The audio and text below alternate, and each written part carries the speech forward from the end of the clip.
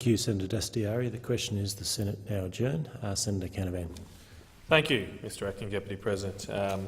Before I start my remarks tonight, I would like to just briefly mention that a number of Queensland state politicians have announced their retirement in the last few weeks, and all up, these 4 people who have announced retirement in the last month have served about 83 years in the Queensland Parliament collectively, among the 4 of them.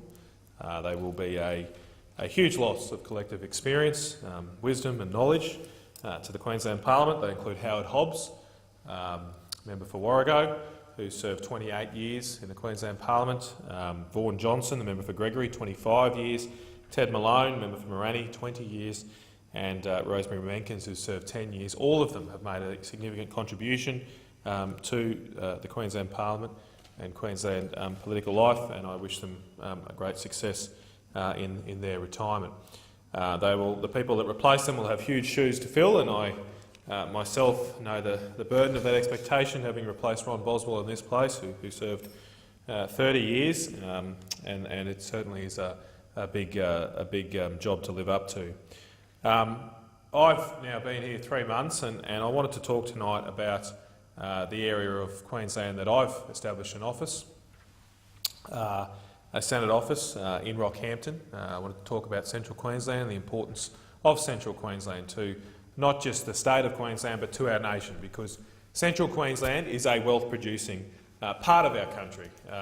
There is about 3 million head of cattle in the Fitzroy Basin in the Central Queensland area. That's more cattle in the Fitzroy Basin than in the whole of the Northern Territory.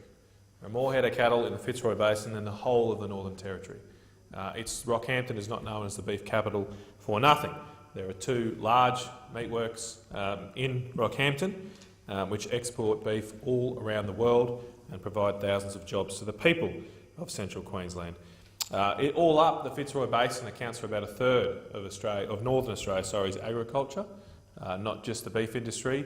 There's a substantial horticulture industry in and around Emerald, a lot of cotton production there as well, and pineapples. Many of our pineapples, particularly during our winter months, are grown in Yeppoon on the coast from Rockhampton.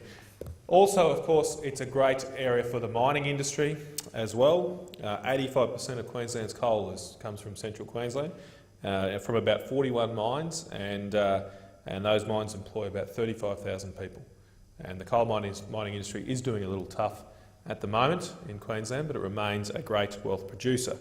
The area of Central Queensland also has pristine tourism assets, particularly along the Capricorn Coast and the Great Barrier Reef, and all of these industries, beef, agriculture, mining, tourism, all of them earn export dollars for our nation and help underpin our standard of living.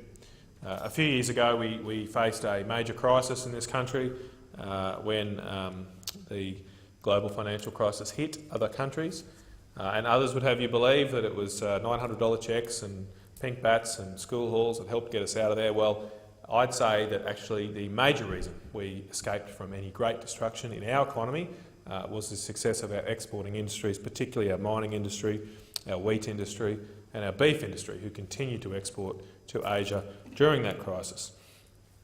But since then, things have changed a little bit. As I mentioned, the coal industry is doing it tough. Around 14,000 jobs have been lost in the coal industry in the last 18 months, including last week 700 jobs lost in the Central Queensland area at BMA, BHP Mitsubishi Alliance. There is no doubt that the fall in coal prices is having an impact on the employment levels in that industry, and there is a significant knock-on impact as well to the whole of Central Queensland, to Rockhampton, to Mackay, to Gladstone. All of these areas are feeling the pinch from what's happening west of there in the mining industry. But I don't want to spend my time talking about the negatives tonight. I think there's a great optimism and positivity for Central Queensland as well, because despite we have a struggling coal industry right now, there are also great opportunities in Central Queensland as well. There are new mines that are still on the books to open up. The Carmichael mine received federal government approval a few months ago, and it's going to provide 10,000 jobs alone in a new coal basin, the Galilee Basin, west of Mackay. It's a great opportunity for North Queensland. It's going to be one of the biggest areas for coal mining, probably the best area for new coal mines in the world. It's a great thing for Queensland to have. Associated with that, there'll be new rail lines and ports built. There'll be an expansion to Abbott Point. All of these things will provide flow on tourism and benefits, particularly Abbott Point to the town of Bowen, who a couple of weeks ago held a rally in support of the expansion of the Abbott Point port. I was in Bowen in the first month I was in this job, and I did not meet one person in that town that was opposed to the port, because they know their economic future is tied to that development.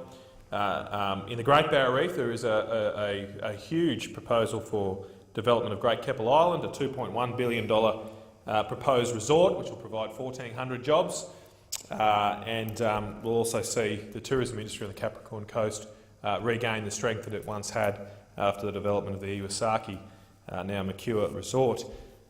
Now, I just want to make the point, though, that all of those projects, the Carmichael Mine, the Abbott Point Port, Great Keppel Island, all of them are opposed by the Greens.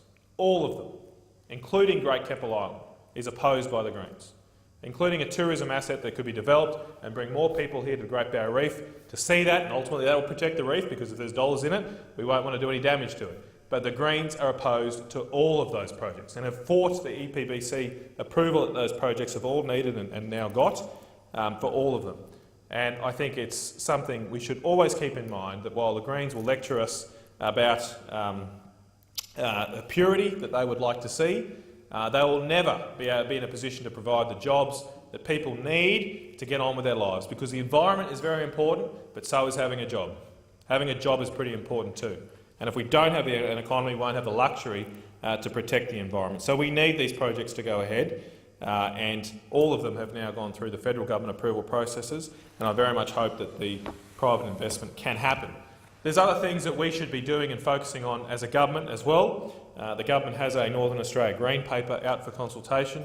A white paper released early next year, and one of the central elements of that Green Paper is developing our water resources around the nation, and the Fitzroy Basin has got a lot of water, and it needs to be a big focus of that development. The Fitzroy Basin is actually the largest water catchment on our eastern seaboard. More water flows out to the Pacific Ocean through the Fitzroy catchment than any other catchment on our eastern seaboard. But it is very undeveloped in terms of water storage projects. Again, the Greens will say there are no more good dam sites, we shouldn't build any more dams, forget about it, we don't need to develop anymore, we just need to protect frogs now, we can't do anything as humans anymore. That is absolutely false. There are plenty of good projects in the Fitzroy Basin, and next week, myself, the member for Capricornia, Michelle Landry, the member for Flynn, Ken O'Dowd, will be travelling around central Queensland looking at these sites. We're going to jump in a plane, get up in the sky, take someone from Sunwater, who is the Queensland Government water infrastructure provider, to fly around these sites and see for ourselves the potential that is there, because we know projects like the Connors River Dam can provide water to the Galilee Basin, to the Carmichael Mine projects and others. We know the Nathan Dam has heaps of potential. It was first proposed in the Queensland Parliament in 1926, and we're still talking about it. We should get on and build it. A few years ago it was held up by some snails. Some snails were found at the Nathan Gorge. 850 snails, Mr Acting Deputy President, were found by federal bureaucrats in 2009. It was a Labor government. I'll give credit to the Bligh government. We're trying to progress this project, but the federal Labor government, or their officials, turned up and found 850 snails, said you've got to stop the project. And you have to try and relocate those snails to see if they can survive, and if they survive, then you might be able to build the dam. Now, that held the dam up for 2 years. A couple of years ago, they walked over a hill and they found 18,000 of these snails. They found 18,000 of them somewhere else. So now the project can get going again, but we've lost 2 years in the process. So I hope that project can go ahead. But we'll be looking at all of those projects next week. As a team, as a Central Queensland LNP team, we'll be taking those ideas that we get from our consultations with the Queensland Government, by our direct visits to the communities and sites on the ground, and we'll be bringing that back to Canberra in the next sitting period with a report to the Federal Treasurer Joe Hockey and the Deputy Prime Minister Warren Truss, and urging them to give strong consideration to these projects in the Northern Australia process, and to respond to what is a big downturn in mining jobs in Central Queensland, because while it is a little bit tough there at the moment, the future is bright if we've got the vision, if we've got the guts, if we stand up to those that like to say no all the time. There is a lot to do in Central Queensland. Thank you.